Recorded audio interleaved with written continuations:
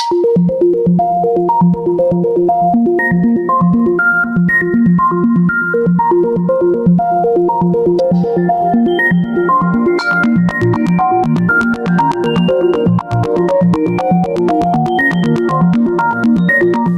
listening to the Electrocasts podcast. This is podcast number 8, featuring music and conversation with Belly Full of Stars. Nashville-based composer and electronic musician Kim Ruger records under the name Belly Full of Stars, and we sat down with Kim to discuss her atmospheric and thoughtful work across various projects, both recent and upcoming.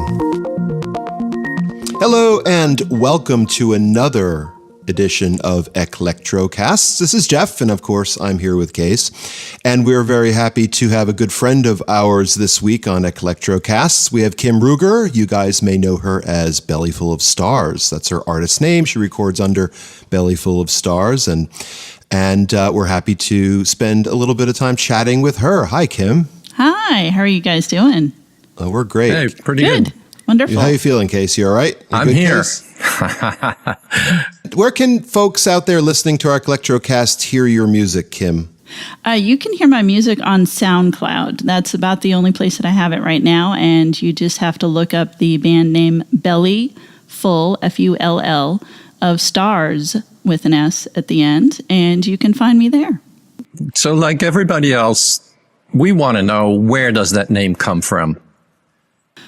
Well, you know, it's interesting because the inspiration for the name actually came from me playing around with a synth patch. I was kind of playing with Iris by Isotope when I first got it, and kind of coming up with some compound sounds. And it was just, it's a lyric to a song I haven't written yet. In fact, all I've done is had that lyric kind of come into my mind, and then this big patch sound comes out, and it just sounded kind of like, it was sparkly. It sounded like the entire universe kind of expanding. I know that's kind of a pretty general production way of saying it, but it was just a very big, open, sparkly sound that kind of happened. So that line went along with that. But the other part of it that I really liked was just the thought of, when I started this project, I really had a creative sense that I wanted to get out. I kind of had a fire in my belly, so to speak, that I wanted to get out, some inspiration that I hadn't been able to express before, especially with instrumental music. And so that's why I kind of stuck with the name, is I really thought that that was a good expression of it. Kim, your background is piano, right? It is. It's piano and it's choir. And it's interesting because I think we were talking back and forth via email, and you had a question, and it occurred to me that the thought is kind of that I started on piano. I kind of started with choir and piano and listening to electronic music all at the same time. So to me, I'm not necessarily a pianist first. I've kind of fell in love with the sound of the piano after I fell in love with the sound of synthesizers in the 80s, the new wave bands that happened in the 80s, Duran Duran, Thompson Twins, the things that came on the radio. I just didn't have access to synths at that point. So what I had was a piano in the home, and I was involved in choirs in school. And so I learned my music through choirs kind of coming up through elementary school, junior high, high school, and eventually into college. But my piano lessons were really kind of here and there a little bit when I was 10, and then I kind of took a couple of years off. And then when I decided to get serious about going to college for music, my mom had to sit down and she's like, well, if you're going to do that, you actually have to learn how to play the piano. So, which was great because she said, I'll get you a new piano if you decide to do this. So I had kind of a cram course in classical music from the time I was a junior in high school on, and I was lucky enough between that and I was already starting to songwrite on the piano to actually get into music school. To me, just by the skin of my teeth. to get in there as a composition major. So I'm nowhere near a piano performance major. I learned enough to get by, and that's kind of where I was. Composer's piano. That's what we call it in jazz. If somebody plays composer's piano, they can get ideas across, but they're not going to take solos all the time. Yes, right? Exactly. And that's kind of where I am with vocals too. I'm a choir singer. I'm not somebody who did a lot of solos, but I was a part of a lot of ensembles. And kind of between the two, I fell in love, and I learned a lot of music theory. So it was kind of, it sounds a little strange, but it wasn't one particular instrument. It was kind of all of it combining together. So when I got to music school, I definitely felt like I was there and I belonged and I was a musician, but I wouldn't put me in the performance category. It was theory, it was composition, it was putting arrangements together that really were the things that excited me and the things that I happen to be best at. I think that's one of the things I like about your music. I can tell that there's a thought behind the arrangement. And I have a similar background in that regard. I was always more interested in how chords sounded and when, tensions carried between one chord to the next rather than being able to play a brilliant solo, Exactly. And I think, part of it was kind of like in the vocal world, I was the person who concentrated on chords and who knew the piano. And in the piano world, I was the person who knew choral voicings. So those two kind of combined. And I was lucky to have a very good high school teacher, and we were in a competitive choir. So we did a lot of high-end classical pieces that, from I think a relatively early age. When I got to college, we were doing the same kind of pieces, but all of that is built in. These lush vocal chords and dissonances and resolving them and all of that. So my sonic sense really came heavily from that, and I think the way that I play the piano now is reflective of that. To me, I'm getting into the chord interactions. You guys are just starting to hear a little bit of how I play the piano now with some of the songs that we're going to be listening to today. And you can tell that it's the resolution and it's the competing notes that kind of happen, the sustains and the resolutions. And that's what I really love about both the piano and about, chords in general. That's just kind of the way I write. And I think it comes from that choral background, really. So in some of the tracks that we're going to be listening to, your vocalizations sometimes pop through, but they're mostly sort of in a lower layer, like this. You seem to be doing a lot of layering in your music. Yes, and sometimes the pianos pop out, sometimes a pad pops out a little bit. Yes. But rarely do the vocals really pop out. Why do you keep them a little bit lower, in a lower layer, for lack of a better expression? I think that depends on piece, on the individual songs and the songs that we're listening to and kind of the way that I'm writing now are not very vocal up. They're not songs that have a lyric to them per se, where that's your focus and then everything else is kind of a bed behind. So these pieces that I'm kind of working on, the voices are really another instrument in the texture of the song, as opposed to a more lyric-based song or a more standard song. They're part of the atmosphere, I think, more than anything else. At least the songs, that I'm kind of working on now and that we're hearing here on the show. And so that's why they're not as upfront as they could be. They're really meant to be a texture, a thought that's kind of happening in the background. And your vocals are also more free form, more than your chord structures. Yes. Yeah. Right? Almost voice leading, really. Yeah, and it's interesting. I don't know if this is a good time to actually get into talking about that song, but that song in particular, it was very interesting with the vocals on it, if we're talking about Above the Water. Mm-hmm. Because what I did, the way that I composed that song, is that the piano piece was actually a separate piece that I had done that I called Not Rocket Science, because the theory behind it was very simple. I was just taking a chord, I was repeating the chord motif 3 times, and then I was changing one note in the chord, pretty much the entire song. So it wasn't super complex. It was meant to kind of meander.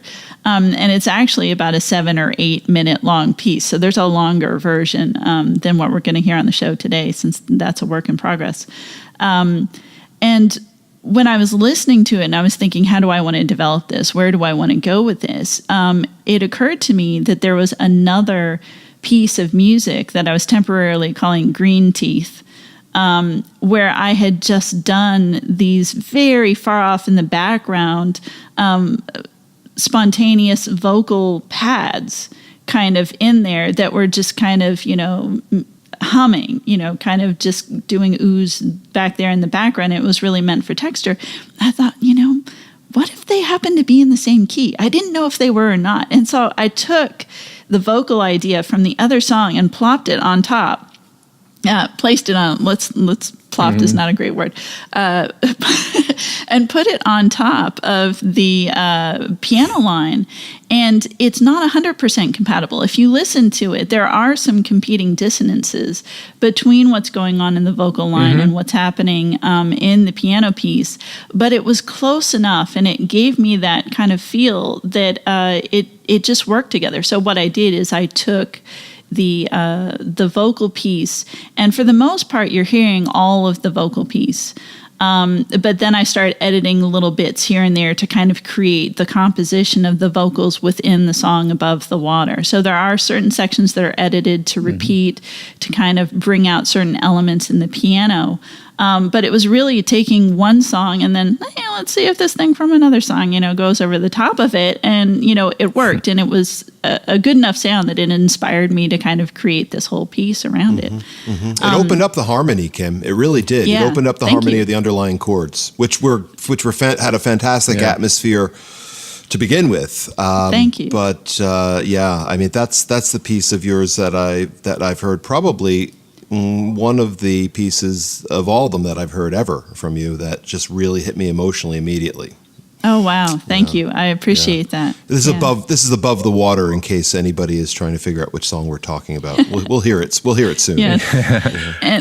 And another thing that I was just going to say real quick that's interesting is that when we're talking about the song Slightest, actually the vocal line, the sample that I took that goes over the top of the choruses in Slightest is also from the very same thing. So you can hear it in the background, and I don't know if you guys made that association, but there's some tie-ins between those two songs there. I could tell that they had a similar approach with the style that you were singing. Didn't know quite, because of the treatment that you had done to the vocal, didn't know that if it was a synthesized voice or your voice, but I'm kind of happy to know it was your voice.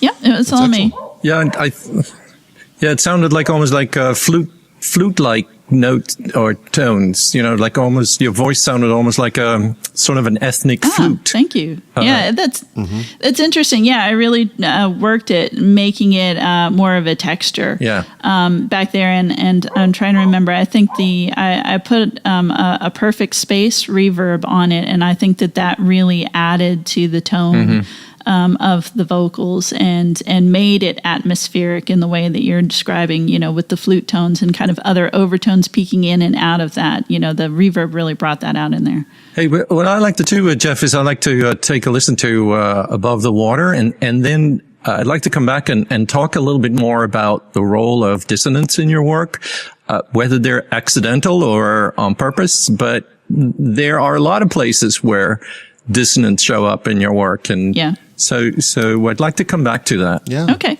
All right. Sounds So good. why don't we listen to Above the Water? We're talking to Kim, and Kim records under the artist name Bellyful of Stars. And this is a track that's in development. Hopefully it will be done soon. But I'm hoping for fall. I'm hoping fallish. It's going to be part of a larger project tied in with the song Seventh State. Oh, excellent. Yeah. Fantastic. So this is Above the Water here on Electrocast.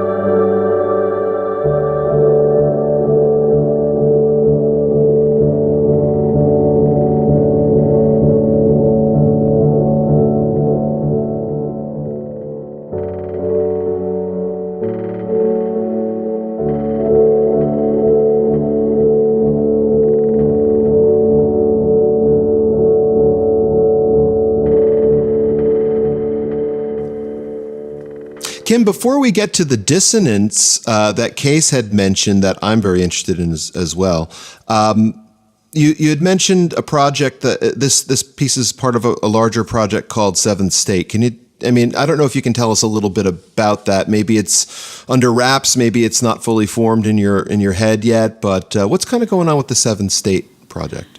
Well, it's fully formed in my head, so that's the good thing.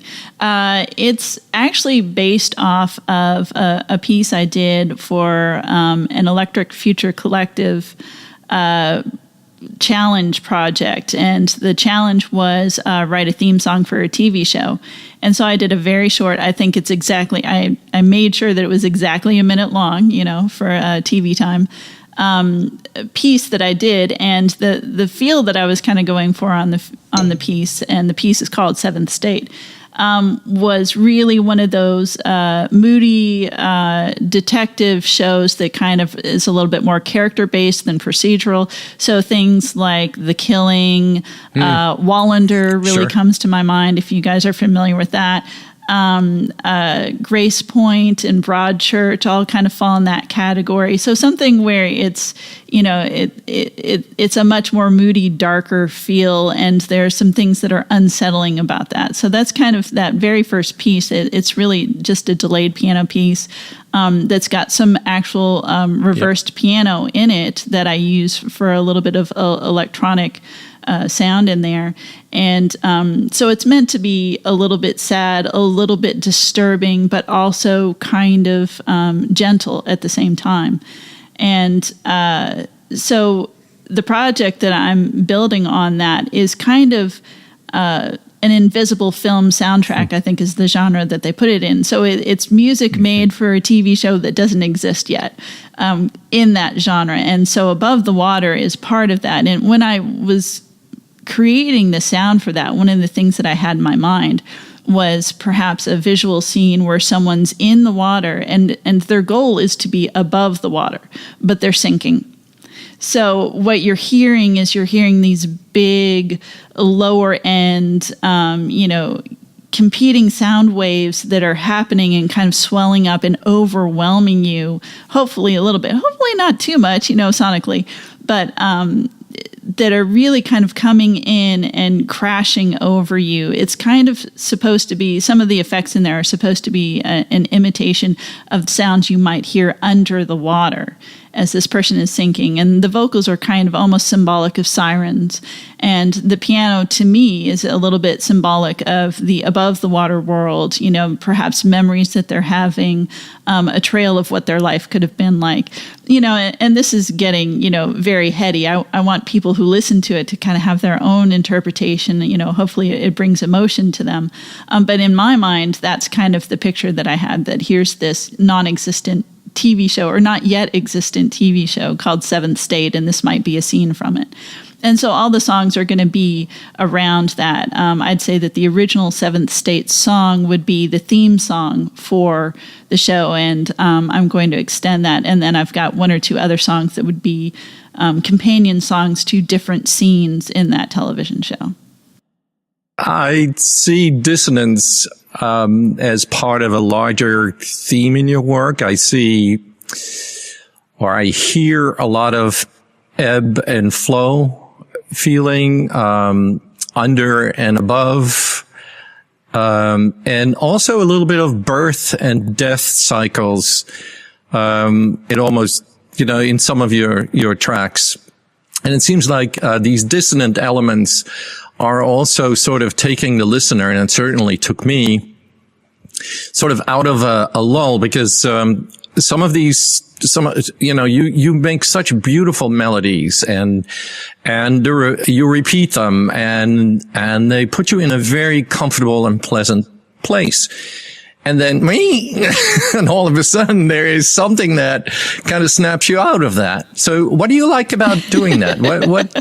What's inside of you that makes you do that? Yeah. Are you laying on a couch, Kim? Are you laying on a couch? Wow, this is pretty deep here. Yes, yeah. Let me go lie down. You can be my counselor now. The short answer is I just don't like things too pretty.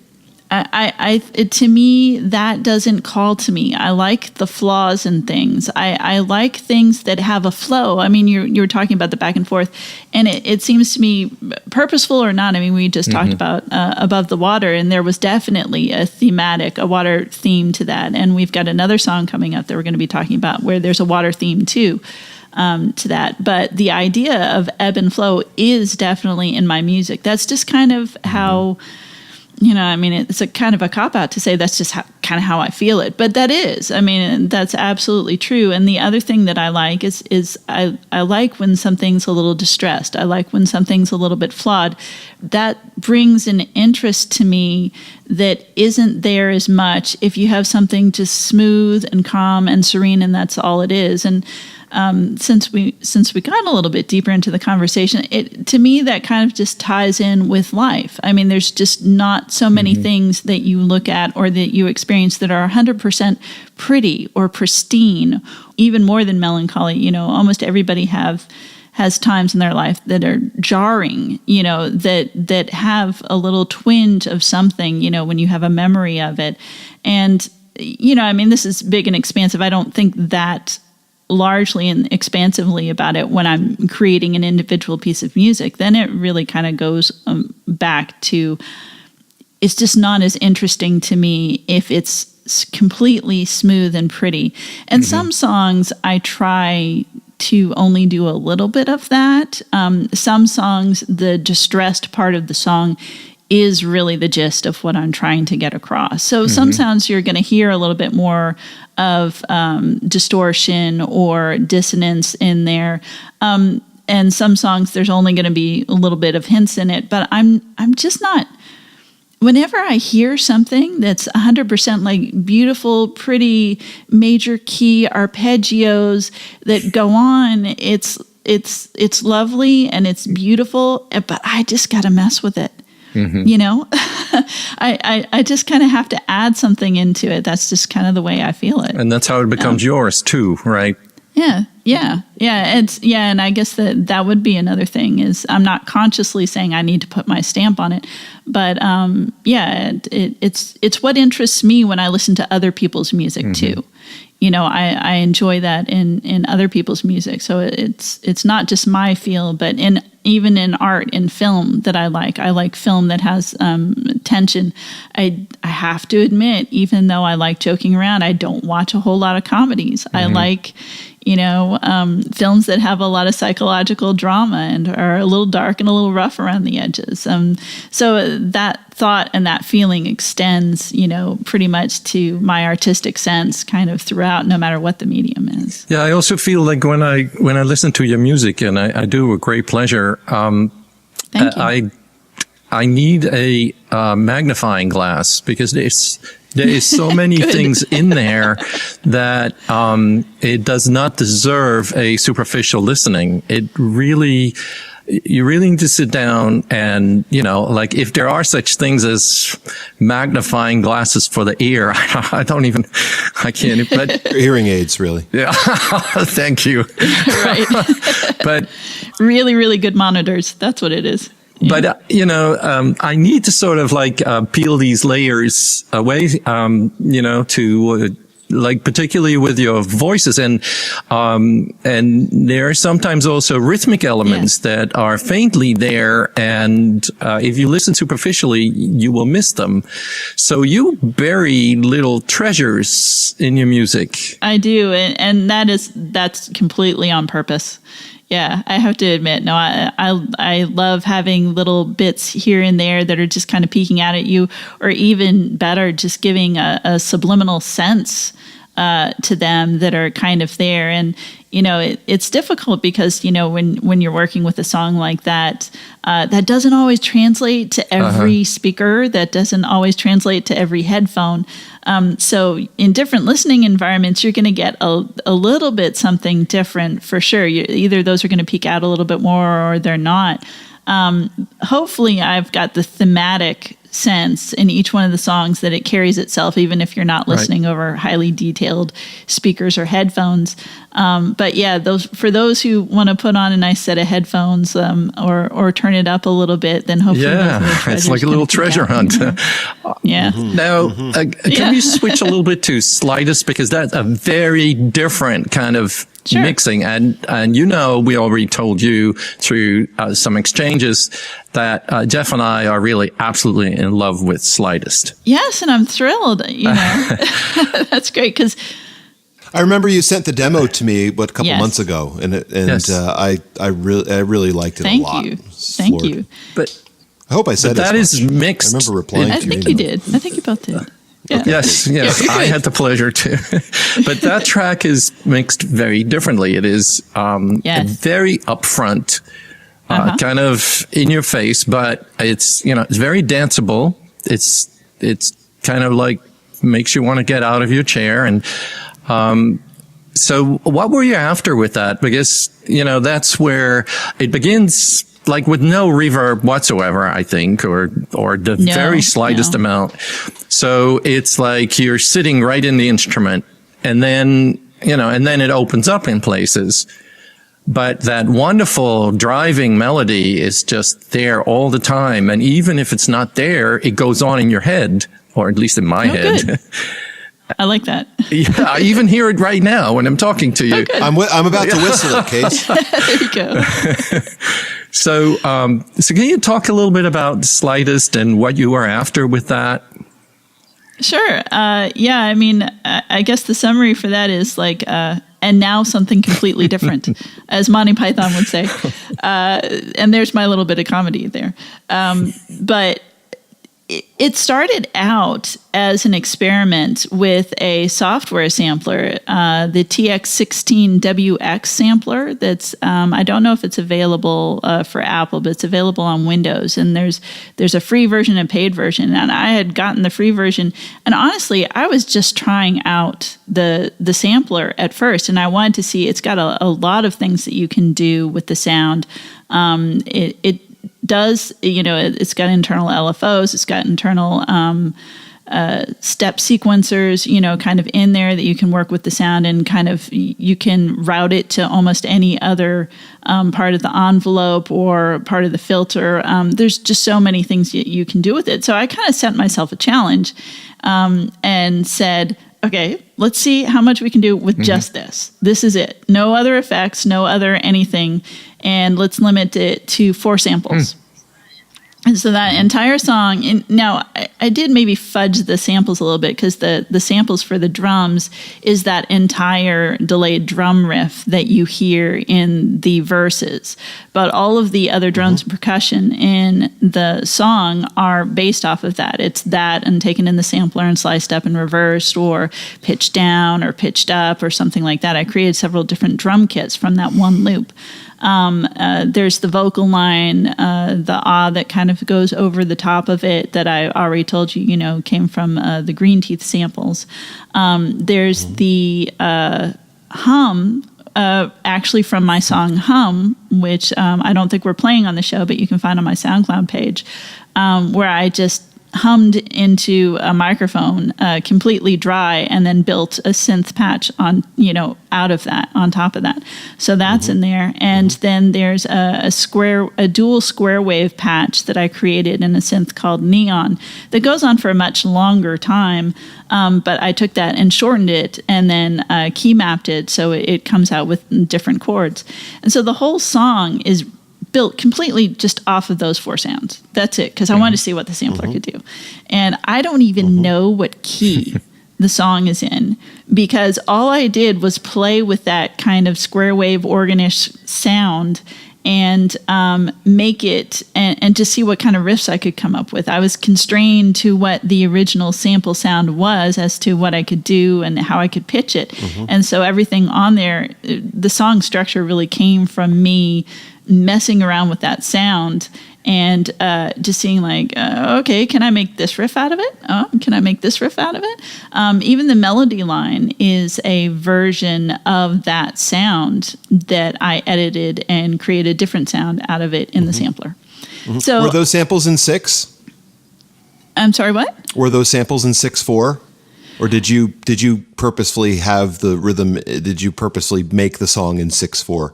The drum loop is actually a loop that I came up with in another program that's now discontinued called Touareg 2, which I still love going back and using to create just drum riffs that I then take and import into Sonar and other software to mess around with, because it just has such a great punchy sound, and it had a lot of good, it had a good delay on it and a lot of good randomized slicing features on it. So I still go back to it and use it, even though I don't think they've put out a new version of it for 10 years or something like that. So the timing of it, the meter of the song was really based off of that one sample. So I'm going to guess that was in 6/4. I mean, I know the song is in 6/4 since I've, put it together since then. But, it was really just based off of what that riff was. And then when I put that into the song and came up with that initial kind of organ score wave, chord riff that you hear happening throughout the song, it all just sat in 6/4. And so I just kind of kept with it and kept that feel going with it. In my notes to you, I said something to the extent that I think a choreographer would have a field day with that tune. I think it is very, almost like written for a dance, for a very creative dance.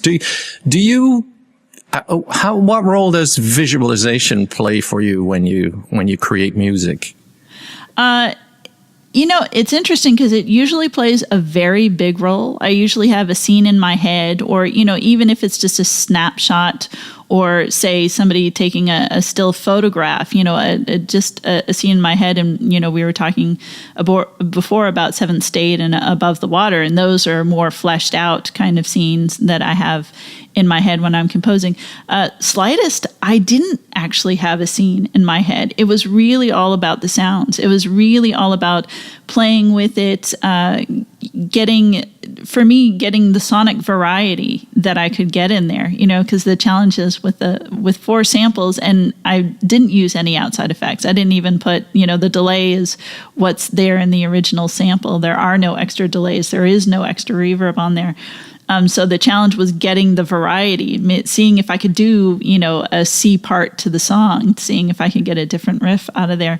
So that was really the one piece that we're hearing and that I've worked on where I didn't have anything in particular in my head. I just kind of like the sounds of it. And so when you brought that up about the choreography, that was really interesting to me because, I hope it's danceable. I hope there's a good rhythmic element to it for sure. But I hadn't really thought of like, oh, wow, okay, a choreographer. That would be very interesting to see what they would do with it. It has so much movement. It asks for movement. Yes. And I guess maybe that's like, sort of inherent in working with samplers and slicing things up and reconstituting them. It is kind of like creating movement, and creating rhythm.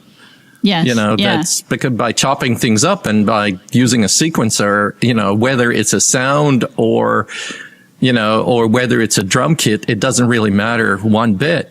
It is, you create movement with rhythm. Yeah, and that song is built very much around the movement, not only with the drum kits, but especially when I get into the latter parts of the song, there are a lot of things where you've got a sequenced LFO on the patch to differentiate things. So not only is the drum track moving or the rhythm, what you typically, traditionally associate with the rhythmic elements moving, but all the other pads and everything else behind it is all starting to move too via effects and filters and things like that. So you nailed that, kind of sense of movement. It is completely in there. Yeah. Yeah. Why don't we listen to Slightest? This is Belly Full of Star, our guest this week on Electrocasts, and here is a piece of hers called Slightest.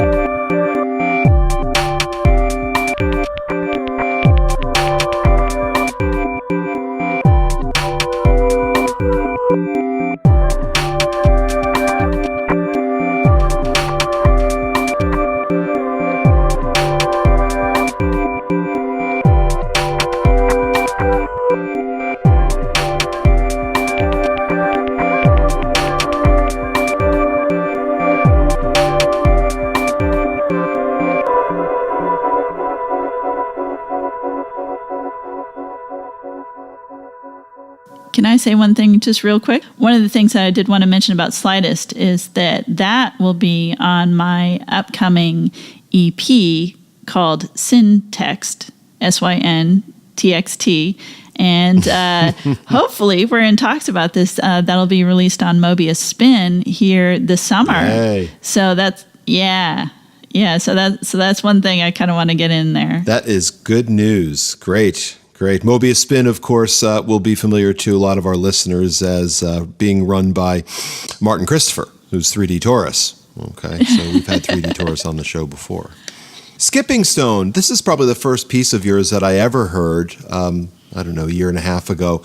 I know you've been working on music for a long time. Is it one of the first pieces that you released to the world? Skipping Stone? You know, it is one of the first pieces I released to the world. And I didn't, even though I've been working on music for a long time, it's really kind of been more in the background on other people's pieces of music or something that I've kept to myself to see, how I would want to release it. So I got a lot of unreleased tracks.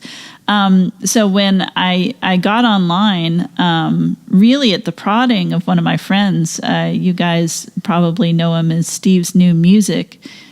His actual name is Steve Henshaw, and he and I worked on projects 25 years ago. Wow. Yeah, exactly. So we've known each other. He knew me before I went to audio school. After I left music school, I went to audio school. And he and I actually worked on projects in the 90s. Together. And so we reconnected via social media, and he encouraged me to get online, told me about SoundCloud, and said, you really need to start getting your stuff out there. And, at the risk of sounding a little back in my day, things have changed so much for those of us who have been around either with music as a hobby or music as an industry for sure. Things have changed so much, even in the last 10 years. My husband had a band that was doing local gigs, and the ability that they had to get a larger audience out in the world, it has changed dramatically. I mean, they had a website. They were able to stream things online, but they didn't have the connections that you have through SoundCloud, through Twitter. I know there are a lot of people who are on Facebook, a lot of musicians who use Facebook now for that.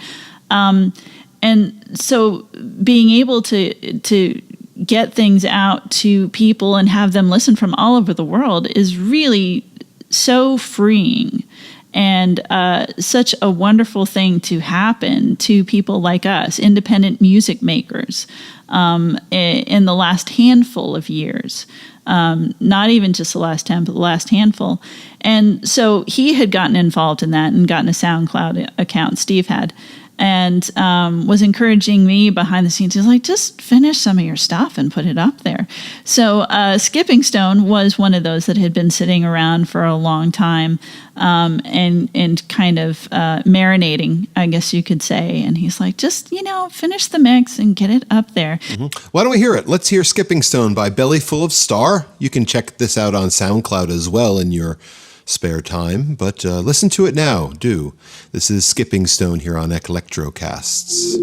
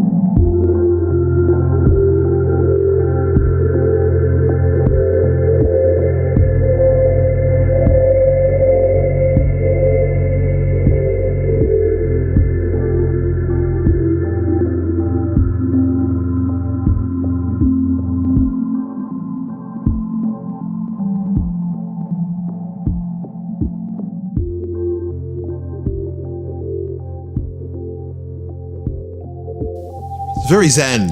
Yes, exactly. It's supposed to be. I know. That was one of the things that I loved about it. The first time I heard it, a long time ago, it was. Just one pop quiz, Jeff. What kind of function do you think the sequence of distances of a skipping stone is? We talked about it earlier in the show. It begins with an L. I wouldn't even know how to start. Logarithmic? Logarithmic. Yeah. Yep. Okay. Yep. Yeah. All right. I'll have you conjugate a nasty irregular verb in a few minutes. Okay. Go ahead. Yeah. Sorry, Kim. You were saying? No. I like the competition here. English major, math major, Hey, Kim, you're in Nashville. Yes, I am. And it's a huge music locale in the United States. Probably, I would say up there with New York, LA, and Austin, probably as one of probably top 5 Yes. music cities in the country. Yep. What's it like living in Nashville? How do you fit in? Do you get to go see music often? And is Nashville inspiring to you as a city at all? It's interesting. Nashville is inspiring to me, and I think the thing that may not be apparent to everybody else who lives outside of Nashville is we have all kinds of musicians, all genres here. Everybody associates it with country music and Americana and Christian music, but musicians of all sorts come here, and a lot of them work in those particular music industries, but they have backgrounds in heavy metal. They have backgrounds, not too many have backgrounds in electronica, I will definitely say that. But they have backgrounds in jazz. They have backgrounds in Latin, so the thing about it is there's kind of a joke that even your pizza guy is a musician that had a record deal at one point. And it's not really a joke, because it pretty much is like that. When you talk to somebody in Nashville, you always kind of have, even people who aren't musicians or aren't in the industry, know somebody who knows somebody who's in the industry. So inevitably you're going to hear about it.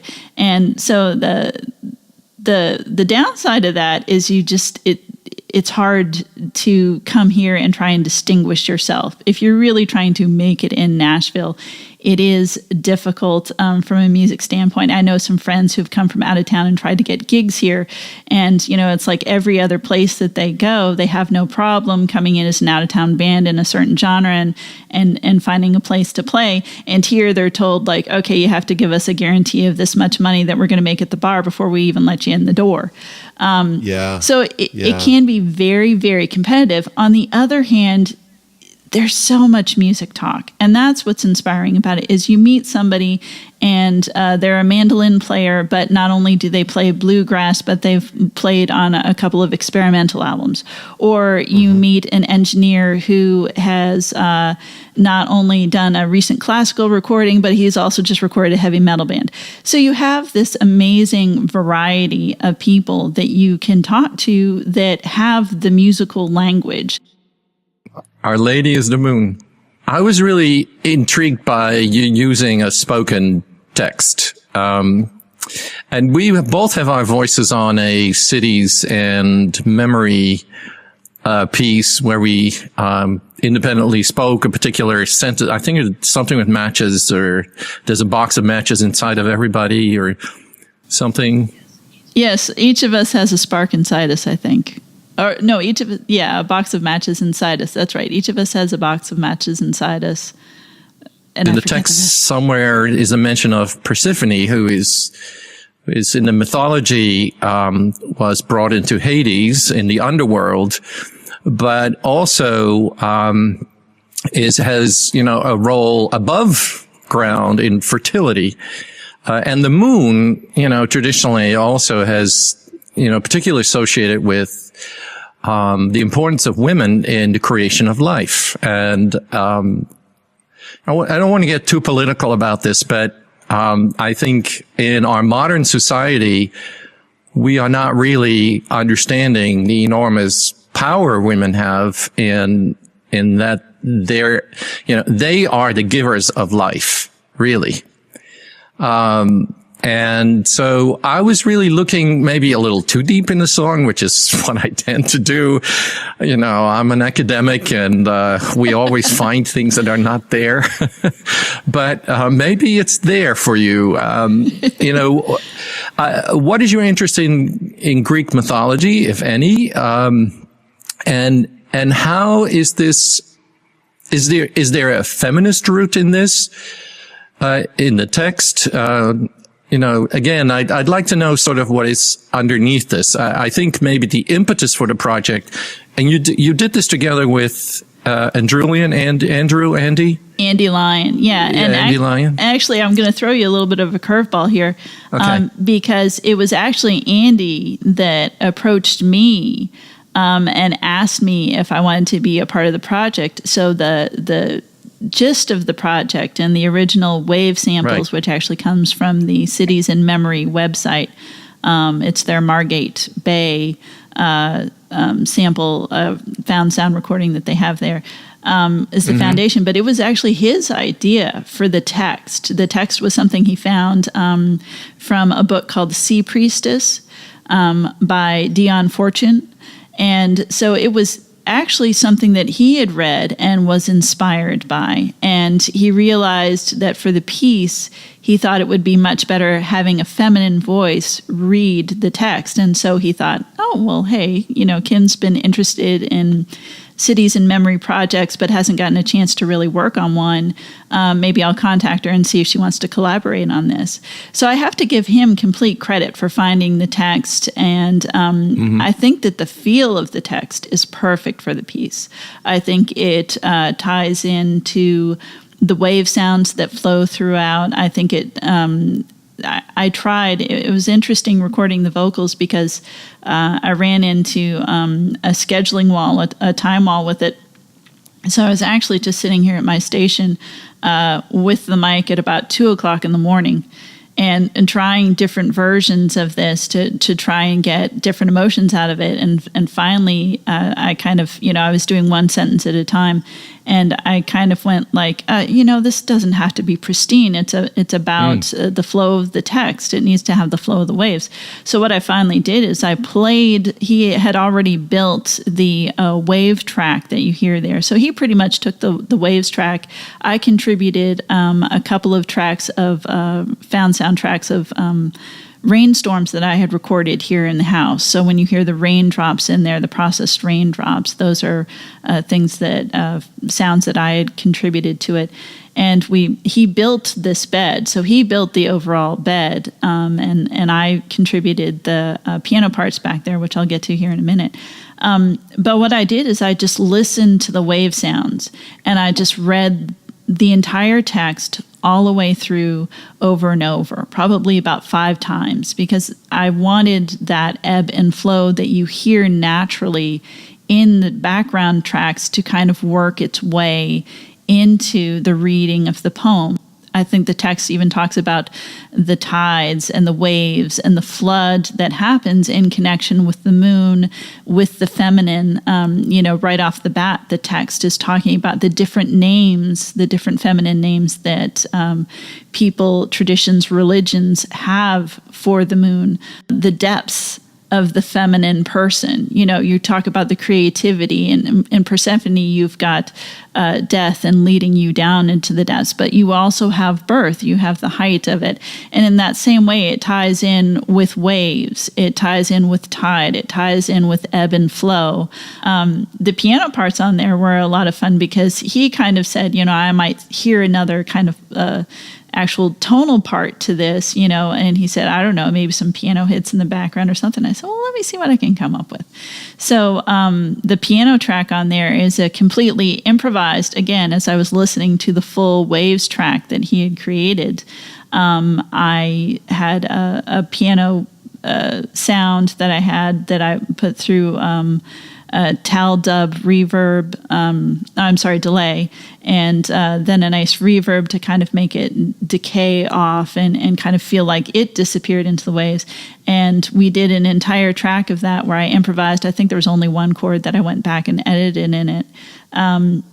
improvised for the entire piece, stuck with that and kind of had the ebb and flow of that. And then we took that exact track and we reversed it entirely and put it in there. So it's the complete forward track, entirely reversed, maybe shifted over like 4 beats of when I put it together. I was using, kind of a time map of it, but just shifted over so that the swell of the reverse would come up and occasionally hit the hit of the piano, and then put that in back there. So that again is another wave element that kind of comes and ebbs and flows, and it played off of some of the overtones that he had already built when he was doing the processing on the wave track. And so I was very happy with that, because again, it tied into that ebb and flow waves, tides coming in and out, over and under, above and below kind of thematic material there.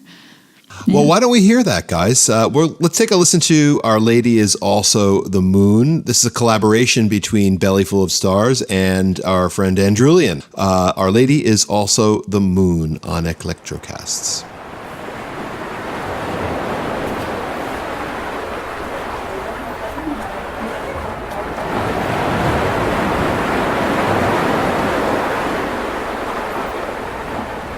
Our Lady is also the moon, called of some Selene, of others Luna.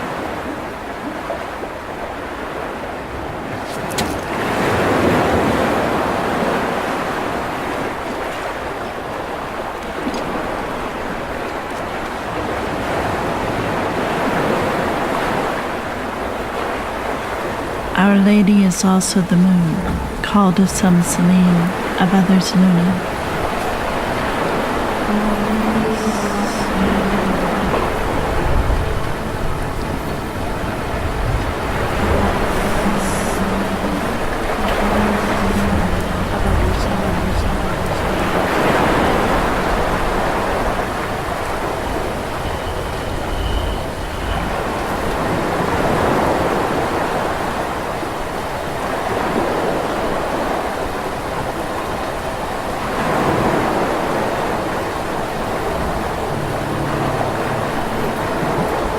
Our Lady is also the moon, called of some Selene, of others Luna.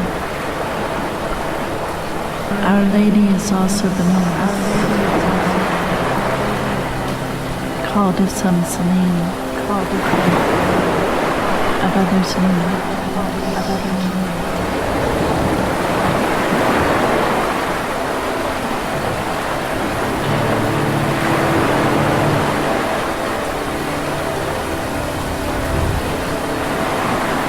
By the wise Nirvana, for therein is contained the number of her name.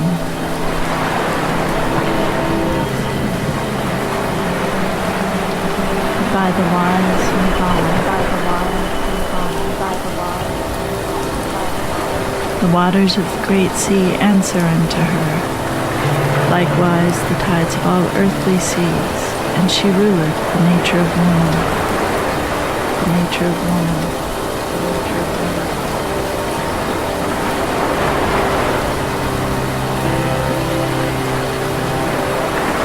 But there is likewise in the souls of men a flowing and ebbing of the tides of life, which no one knoweth save the wise.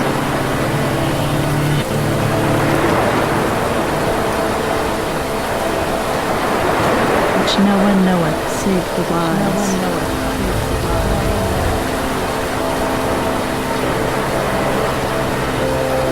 And over these tides the great goddess presides in her aspect of the moon. She comes from the sea as the evening star, and the magnetic waters of the earth rise and flow.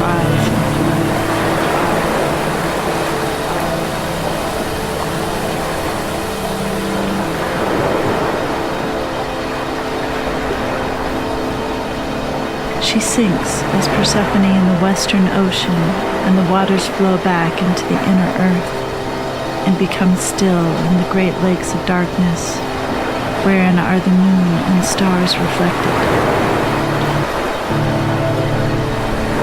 Whoso is still as the dark underworld lake of Persephone sees the tides of the unseen moving therein, and knoweth all things.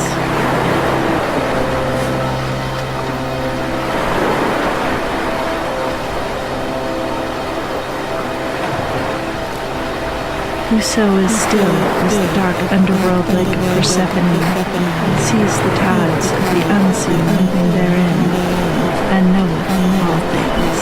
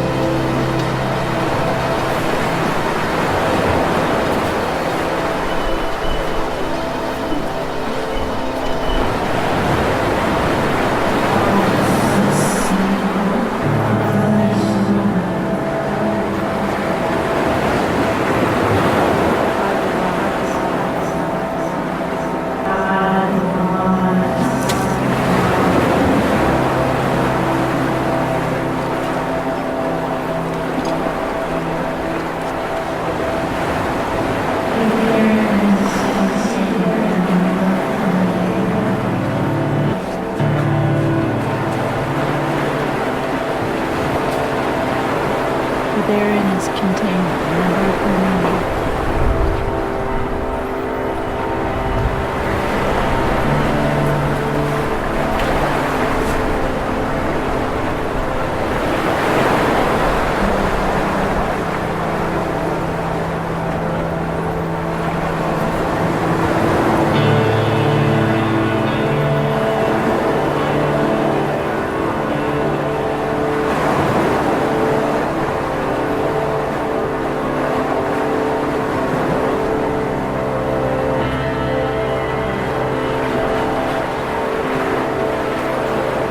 Our Lady is also the moon, called of some Selene, of others Luna, but by the wise Lavana.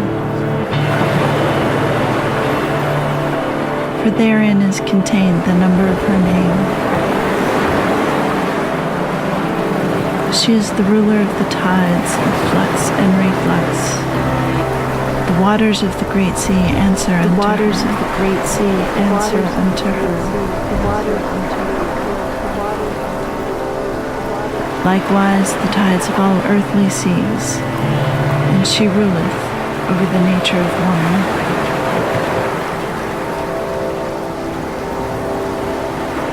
But there is likewise in the souls of men a flowing and the ebbing of the tides of life, which no one knoweth save the wise. And over these tides the great goddess presides in her aspect of the moon. She comes from the sea as the evening star, and the magnetic waters of earth rise and flood.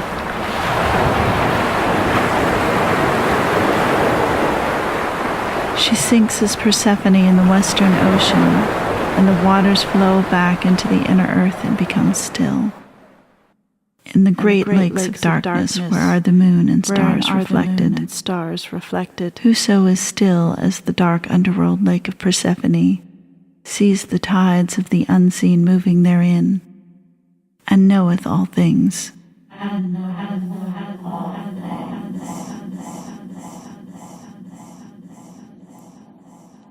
Well, let's talk a little bit about Vikings. Earlier, we talked about using elements of distortion, for example, dissonant elements.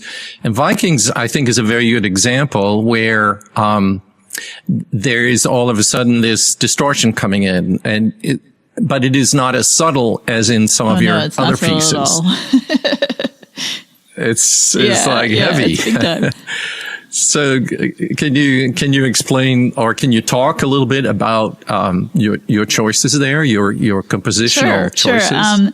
This was a song originally created for the I Improvised 2 album project that I think happened maybe about a year and a half ago. And the idea was to create an improvised piece. And in this case, it was an improvised multi-track piece. And I didn't do any sound creation or even think of themes beforehand. I didn't know what I was going to do when I sat down. I probably did this in about a 10-hour into the morning. I think we're seeing a theme, working into the wee hours of the morning music project. But what I did do is I restricted the instruments that I was going to use. So I have a Yamaha CS2X that I use mainly as a controller. But one of the nice things about the keyboard itself and the sounds itself is that you can really freak out the basic sounds in there with the filter that's on there. And especially when you use it in conjunction with the built-in arpeggiator and your sustain pedal. And that really was the foundation of the song. So I used just the sounds in the CS2X. And I have a pod, first generation Line 6 pod that is actually a hand-me-down from my husband, who's a guitar player. And so I used that for effect. So the distortion is really kind of coming from a combination of doing that, working with the filter and the sustain pedal on an arpeggiated organ sound. That I also had going through, I think it was maybe a delay in an amp simulator on the pod at the same time. And when I created it, I did that first kind of bass track first, and the kind of big heavy swells of bass is created by hitting that sustain pedal, and that creates those big sounds. And then when we get into the end and it's really big and distorted, that's what it is sustain pedal all the way down. Arpeggiator is feeding back into itself. Filter is freaking out. The amp sim distortion is going full force. So yeah, all of that was very purposeful. And I kind of just, I tried to make this one have a little bit of a format, a little bit of an A section, a B section, a C section. But how long each one of those sections were, I just kind of, went by feel rather than saying, okay, it's going to be 8 measures here and whatever. So once I got that bass track down, then everything else was kind of built around it. And I tried to create each one of the sounds right there on the fly, just go through on patches, go through some of the effects on the pod and just say, oh, okay, this, play a little line. Okay, this sounds good. Let's throw that down. And it turned out better than I thought, I think was the end result of that.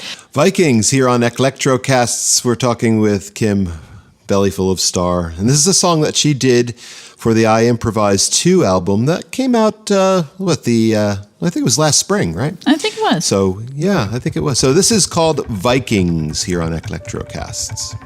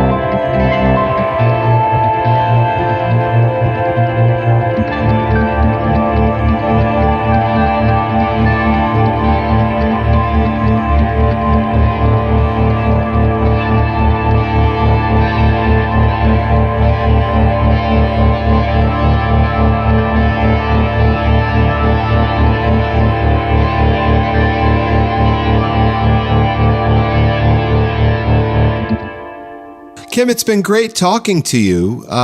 Case, before we wind down, do you have a question? Did you want to say something else? I didn't have a question. I just wanted to thank Kim for being active as a moderator. Oh, thank you. And whatever else in Yeah. the Electric Future Collective, I think it's called, EFC.